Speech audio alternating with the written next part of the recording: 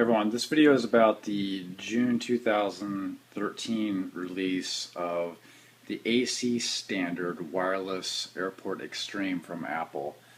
It's basically a tower. It's taller than it is flatter, and I understand that's just for better radio reception, wireless reception. Again, the AC standard is supposed to be, it's not quite a standard yet, but it likely will be. It's supposed to be much faster than the N standard. I don't have any AC devices yet, but I'm expecting some soon. The reason why I got it now is because I was having a little bit of range issues with my older Apple AirPort Extreme, which I think is great. They're the best networking devices that I've ever owned, and it's just, I've had Netgears, I have Linksys devices, and they've all been problematic, requiring a lot of resets.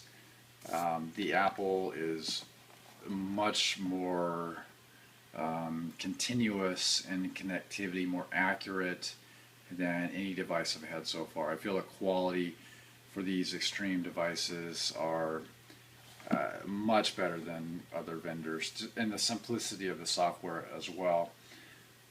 I mean, times have changed, and I've not been on these Apple networking products for a while, but I just remember the days when the first wireless routers came out, and they were just horrible to set up. Anyway, so I'll just give you a close-up view of the back here. You can plug in 3 wired network connections. The bottom one, where I have the black cord, is to basically the cable modem. Then you have the power cord. The power cord, I bet this is not in any reviews yet, the power cord is shorter than the last version, which I'm a little, it's not a huge thing, but a little bit disappointed because I had to change my setup a little bit. You can plug in a USB printer here or a hard disk. The hard disk format will work in the Apple Journaled standard or the Windows standard. I have tested it, I used it occasionally. I have some other setup that I don't really need it that much, but it's there if needed.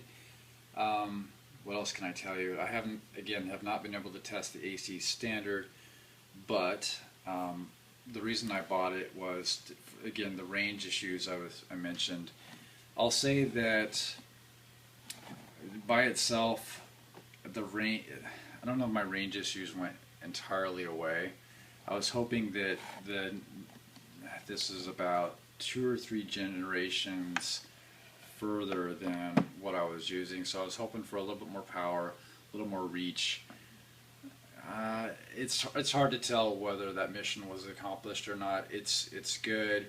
What I did was take my old one and join it to this one, so I have an extended setup, and that seems to have alleviated some of the problems and the reach problems in my house.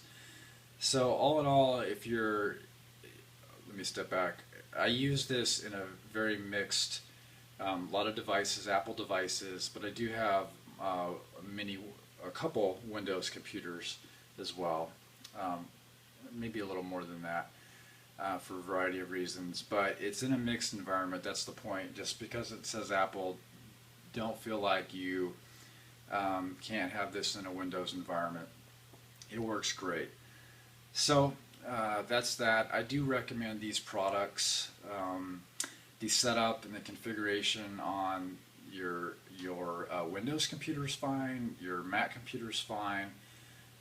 Any iOS device is even better to some extent for simplicity. Sometimes there's a little flakiness in the visibility of the client software, iOS software, seeing the network, so it's handy if you have the ability to try it with another device. So if it maybe doesn't work on the Windows, you can try it on your cell phone, that kind of thing. So that's handy, but eventually, if you only have one client install, you can eventually work through it. So again, recommend the product. We'll let you know how it works once I ever get an AC device. So later.